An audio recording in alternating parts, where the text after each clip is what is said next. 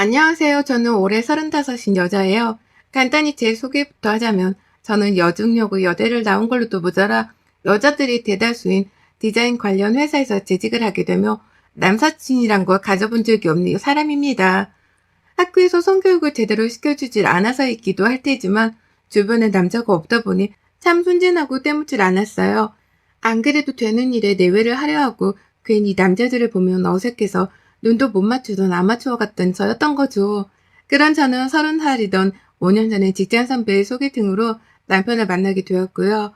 솔직하게 토론을 하며 모태솔로인 상태에서 남편을 만나 바로 결혼까지 하게 되었답니다. 남편이 저한테는 첫 남자였는데 연애를 몇 번 해볼 생각도 못하고서는 마지막 남자일 거라 확신하곤 시까지 올려버렸었죠. 남편은 5살 연상이었고 비슷한 직종에서 종사를 하고 있었습니다. 저희 부모님이 저 어릴 적에 이혼하시고 제가 엄마랑 쭉 같이 살았었는데요. 아버지의 부재가 크게 느껴져서 그랬는지 모르겠지만 저보다 훌쩍 어른스러워 보이는 남편에게서 이성적인 호감을 크게 느꼈었어요. 나이 차이도 5살이면 많은 듯 적은 듯 적당하다 싶었고 남편은 애초에 절 결혼 상대로 보고 만났었는지라 결혼 얘기가 나오는 것까지는 수월했죠. 제가 이혼가정 자녀라는 것도 저희 시댁이나 남편에게는 그리 큰 힘이 되지 않은 듯 보였고 대체로 큰 반대나 우려에 부딪히지 않은 채 한 가족이 될 수 있었습니다. 참 감사했었죠. 평생 혼자서 남자 손도 못 만져보고 죽나 싶었는데 첫 연애에 결혼까지 일사천리로 진행이 된 걸로도 모자라 이혼 과정이 저를 그냥 평범하디 평범한 집안의 자녀로만 봐주는 시부모님의 인성이 다행이었거든요. 그런 좋은 시부모님 아래서 자란 남편도 그 비슷한 좋은 사람일 거라 지레짐작했어요. 주변의 남자에 대해 잘 아는 사람도 없고 그렇다고 이혼하신 저희 엄마가 조언을 해주실 수 있는 입장도 아니셨기에 저는 저 혼자 결혼 생활을 잘 살아가는 방법에 대해서 스스로 터득을 해가야 했습니다. 하지만 정말 문제가 될 거라고 감히 생각도 못 해봤고 내가 그런 처지가 될 거라고는 상상도 못했던 일이 벌어지게 되면서 저의 결혼 생활은 극한의 파국으로 치닫게 되었어요. 괜시리 손안에 땀까지 차오르게 하네요. 남편과 결혼 생활하며 처음엔 잘 사는가 싶었는데 시어머니께서 은연중 빨리 아이를 가지라는 압박을 해오기 시작하셨어요. 그리고 전 당연한 말씀이다 싶었었죠. 남편이 저보다 5살 연상이었으니 그 당시 벌써 나이가 지금의 제 나이였었거든요. 분명 또래 친구들에 비해서는 아이 아빠가 되기에 늦은 나이일 수도 있었고 나이가 있으신 시어머니가 얼른 손녀손녀를 보고 싶어 하는 게 당연한 반응이다 싶었습니다. 그래서 시어머니의 말씀에 기다려달라 하기는커녕 얼른 최선을 다해 아이를 낳아보겠다며 적극 동참을 하려는 모습을 보여드렸어요. 그래야지만 어머님도 마음을 놓고는 저희를 기다려주실 거라 생각을 했거든요.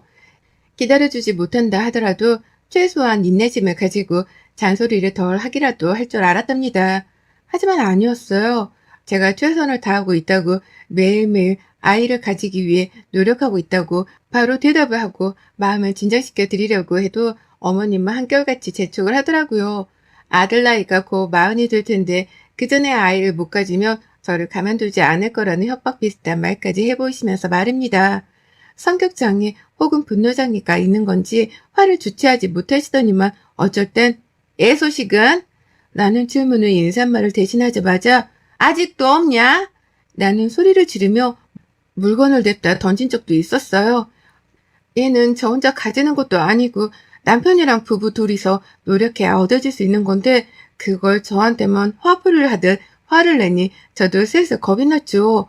겁을 먹을 일이 전혀 아니었음에도 불구하고 누가 나에게 이런 식으로 화를 내는 게 처음이었기에 뭐 대단한 잘못을 했다는 생각에 가슴이 찌릿찌릿거리곤 했습니다.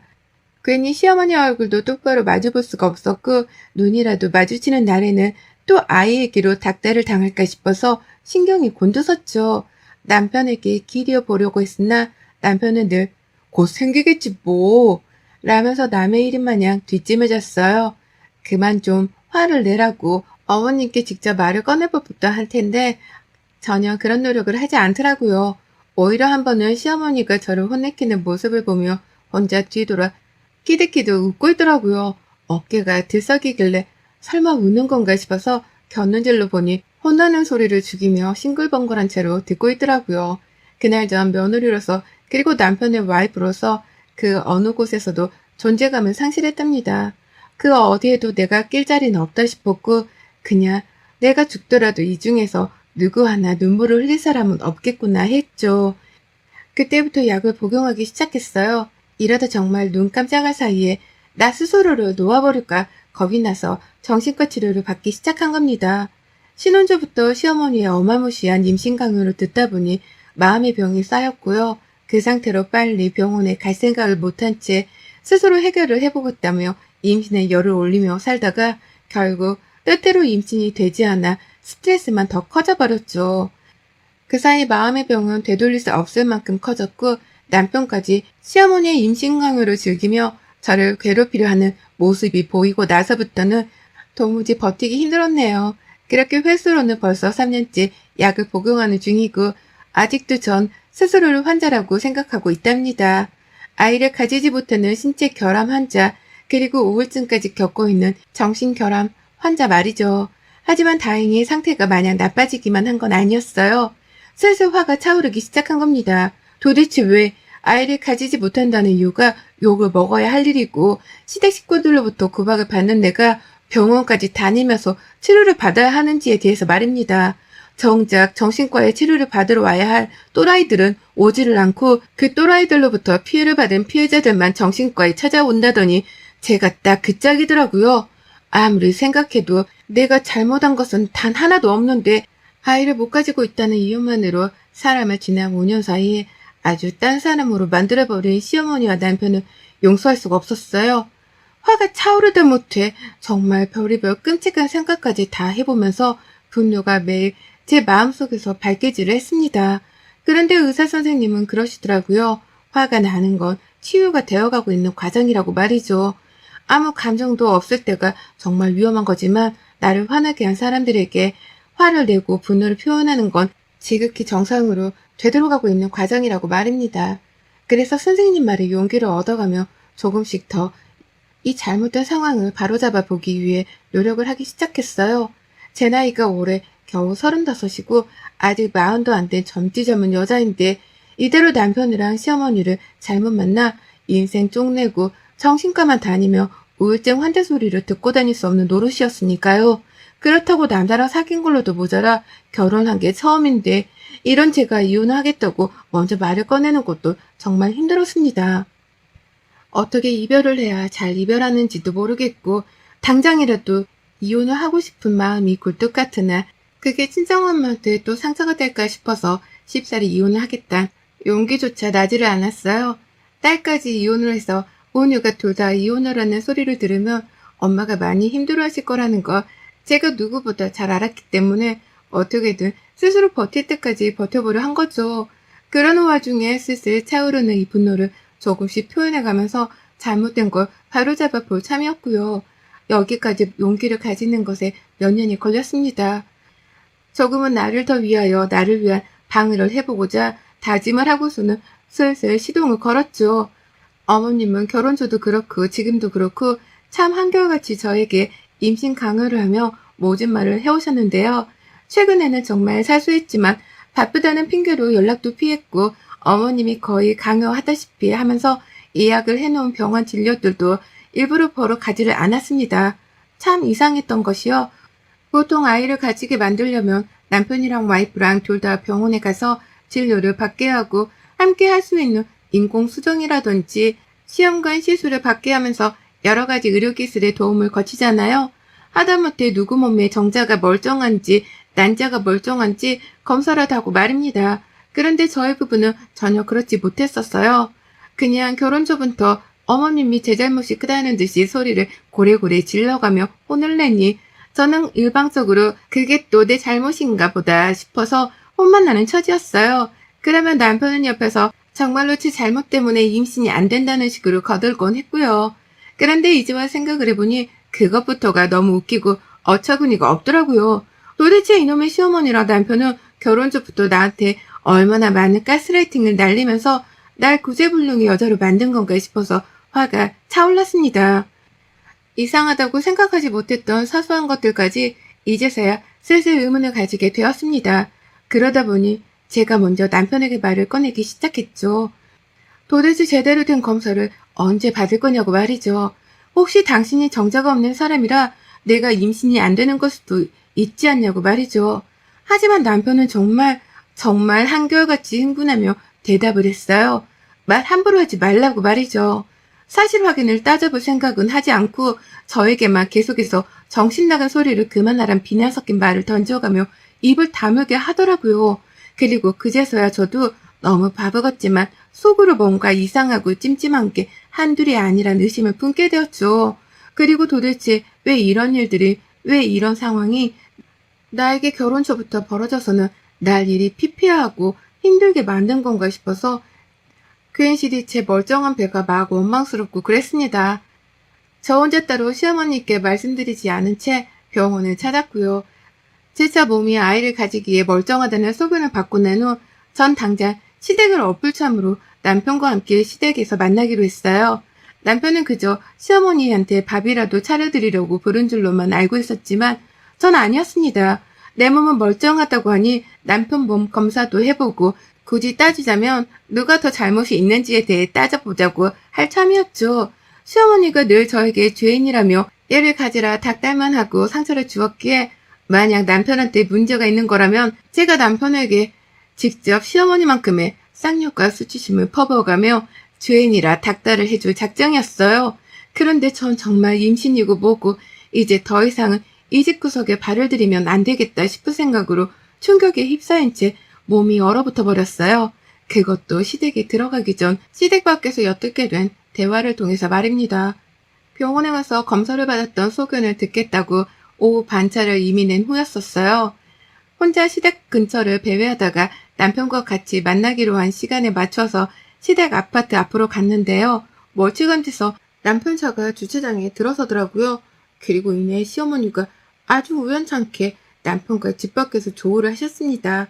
어머니 손에 부채가 들려있던 걸로 보아 주변 또래분들이 모이는 장자에 가서 놀다가 막 들어오는 듯 보였죠. 그런 두 사람을 멀찌감치서 먼저 올려보내려다가 그냥 에라 모르겠단 마음에 두 사람의 뒤를 바짝 쫓았습니다. 시댁이 아파트 2층에 위치해 있었는데요. 아파트 전층이 15층짜리인지라 엘리베이터가 늦게 내려올 때엔 어머님이 그냥 계단을 이용하곤 하셨거든요. 이번에도 마치 계단을 이용하길래 저도 뒤에서 거리를 두고 조용히 두 사람의 뒤를 밟았죠. 그런데 이 두 사람은 제가 따라오고 있다는 생각을 전혀 못한 건지 아주 그냥 신이 나서는 제 뒷담화를 마구마구 까댔어요. 시어머니께서는 애도 못 낳고 있으면서 시댁에 오겠다 말겠다 지가 먼저 약속을 잡았다며 건방이 하늘을 찌른다는 욕을 하셨고요. 그러니 남편은 요새 자꾸만 나한테 내 몸이 괜찮냐 묻는데 진짜 짜증나 죽겠어. 그리고 오늘은 왜 갑자기 여기서 보자고 한 거지? 그것도 지가 뭔데 여기서 요새 진짜 이상해. 라고 하면서 저한테 지지 거리면서 참 저렴하게도 호칭을 불러댔습니다. 그리고 그때 시어머니가 목소리 하나 줄이지 않고 아주 당당하게 말씀하셨죠. 아유 내버려둬.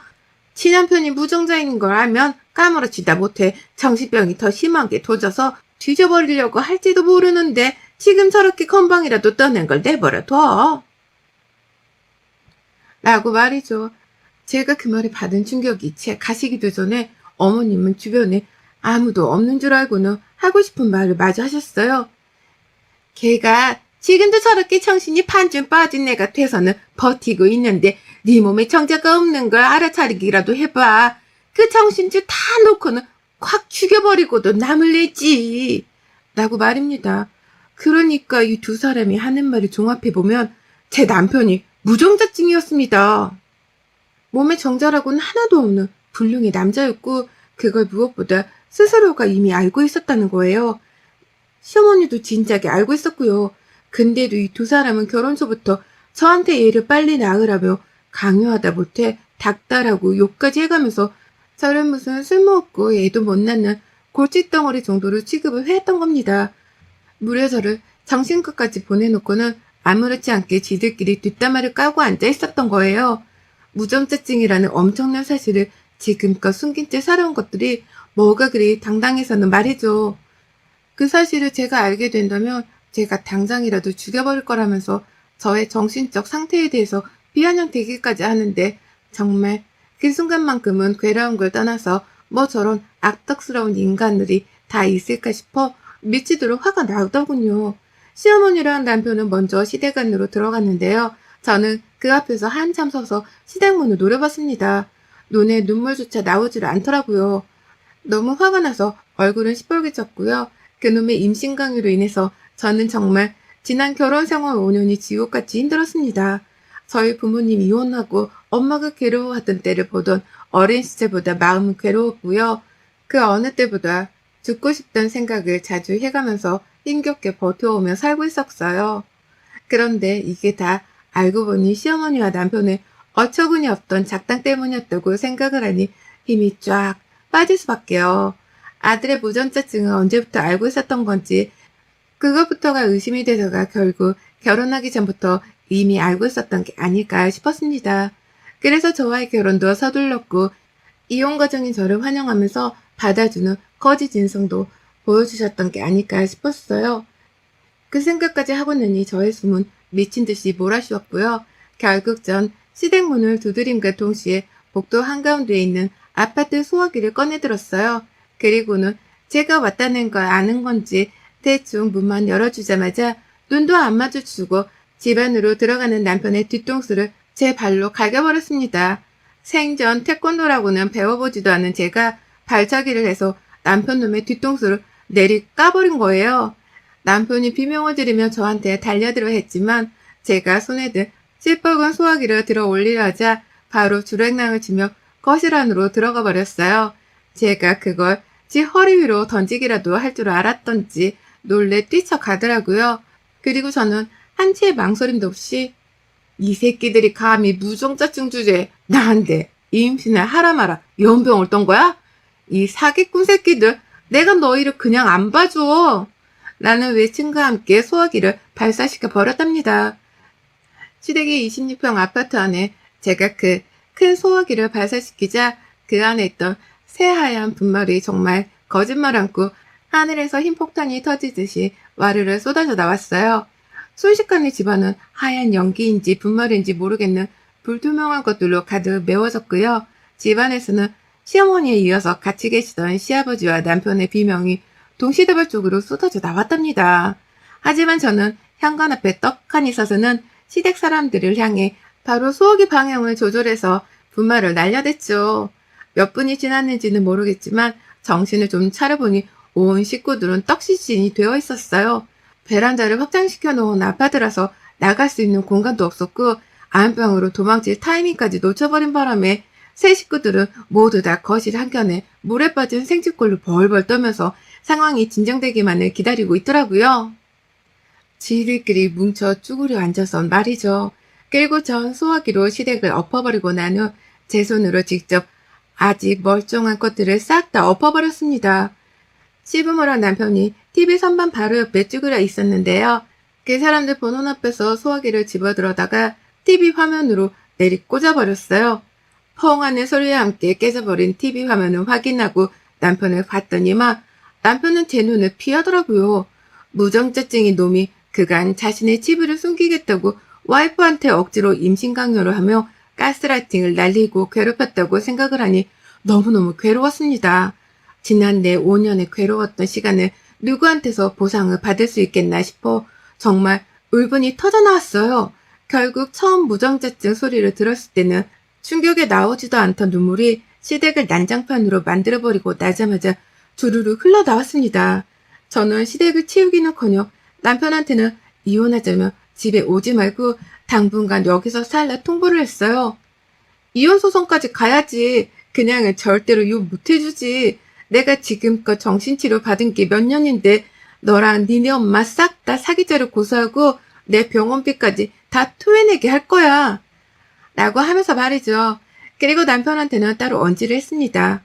너랑 내가 알고 있는 우리 사이의 지인들한테 무전자증에 대해서 다 뿌려버리고 다닐 거라고 말이죠.